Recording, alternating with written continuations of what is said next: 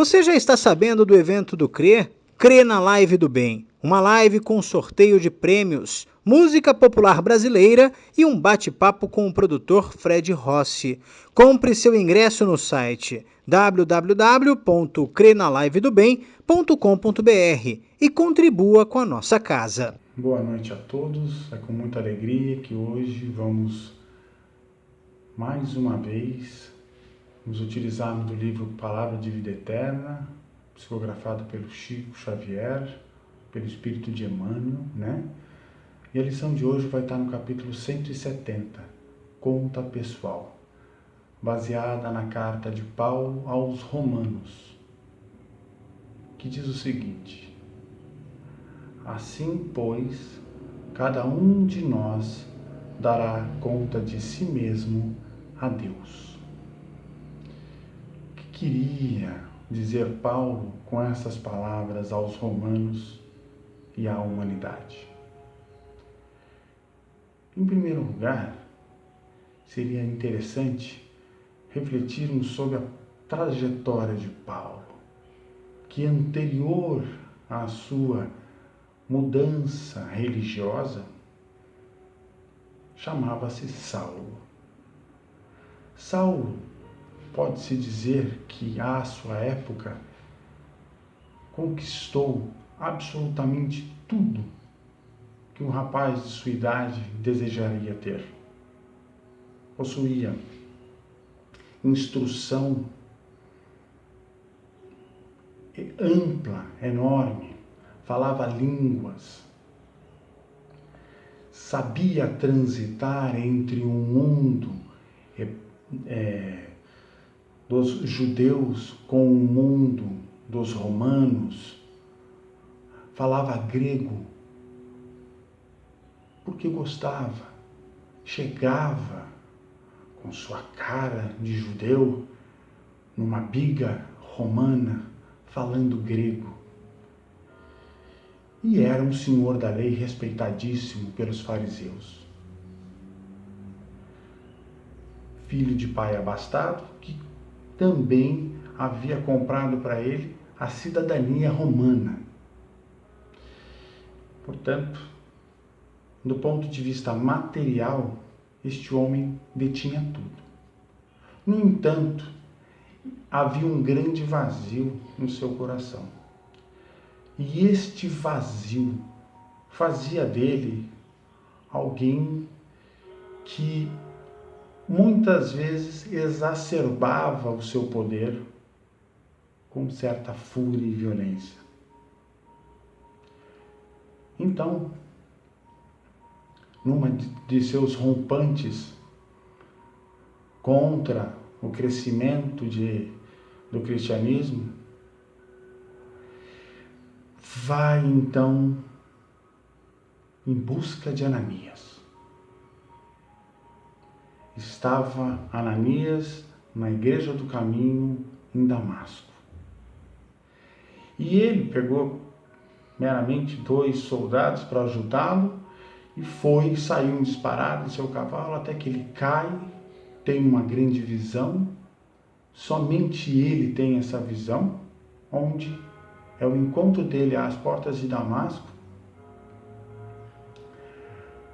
com o Mestre Jesus, que indaga a ele: Saulo, por que me persegues? Por que me persegues?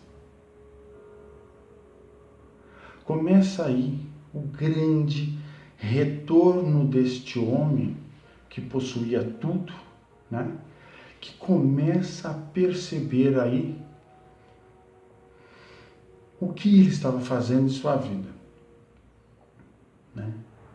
Então, ele, depois desse encontro com o Divino Mestre, fica ele cego por 3 anos. Quem trata desse rapaz? Quem trata de Saulo? Ananias. Então ele começa a se dar conta de que ele estava no lado errado da razão. Ele não estava fazendo as coisas certas. E viu as coisas se degringolarem a partir de suas próprias ações iniciais em perseguição ao cristianismo. e aos cristãos. Depois de 3 anos, volta sua visão e ele parte para o deserto, aprendendo a tecer tapete, posto que agora ele deveria ser hábil a poder conquistar o seu próprio sustento, né? E então ele já começa, na própria história de Saulo, a gente vê o esforço, a conduta pela qual ele deve buscar o seu burilamento pessoal, né? Depois que ele volta do deserto, ele se encontra com o seu pai. E pela primeira vez, com muita força, ele percebe que a sua mudança, a sua alteração de antigo homem da lei mosaica, passando a seguir a igreja do caminho, né?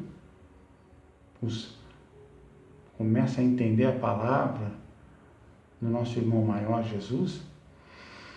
Ele enfrenta a crítica muito, muito forte de seu próprio pai.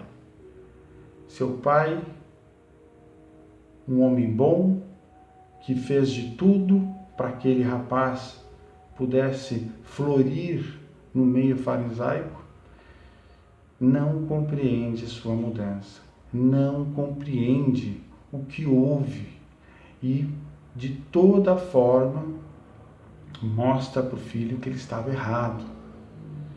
E Saulo fala: pai, eu mudei, eu achei que eu estava errado ali, não quis desrespeitar o senhor. E o pai dele fala: sua irmã teve que mudar da cidade, devido à vergonha que você trouxe para a nossa família, você manchou a nossa família.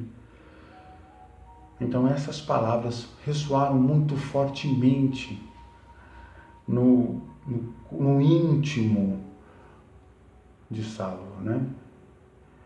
E então ele percebe, né? Por isso a gente percebe a grande mudança, né, de caminho que o próprio despertar espiritual trouxe para Saulo. Ele verificou, ele se autorresponsabilizou, portanto, por todas as mortes dos cristãos que estavam acontecendo. Isso gerou para ele uma tristeza enorme, porque não precisava ter sido feito dessa forma, né? Não era necessário isso. E ele, então, vai trabalhar junto ao cristianismo, sendo ele, portanto, o maior divulgador da história, sendo ele o maior, um homem internacional. Ele estava preparado para andar por esse mundo dessa época, falando línguas diferentes, e depois teve a sorte das cartas, né, que a eles eram passadas via Estevão, né? Então, a lição de Emmanuel quer nos dizer qual é essa conta pessoal, né? Nós devemos sim dar contas a Deus. Por quê? Porque estamos encarnados, somos presenteados com mais uma possibilidade de desenvolvimento. E não somente o nosso desenvolvimento, o desenvolvimento daqueles que nos circundam, daqueles que estão ao nosso redor.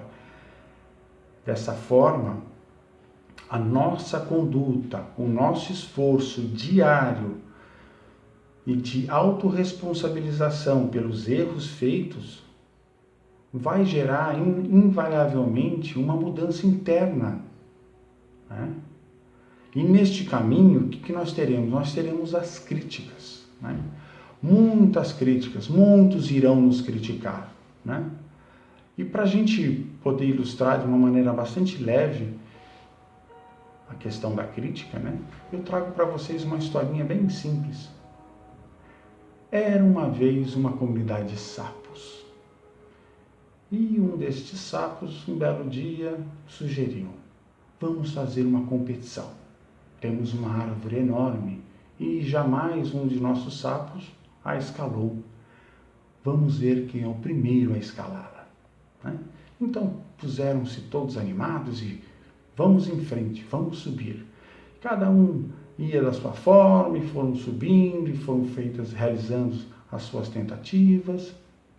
Pois bem, por um momento lá, nós tivemos um deles que vagarosamente começou e passou o ponto onde todos os demais haviam ou desistido ou caído. E ele chegou até o fim. Nós chegando, acenou para todos, voltou. Os sapos curiosos se reuniram ao seu redor e perguntaram: como é que ele conseguiu? Como é que ele chegou lá em cima?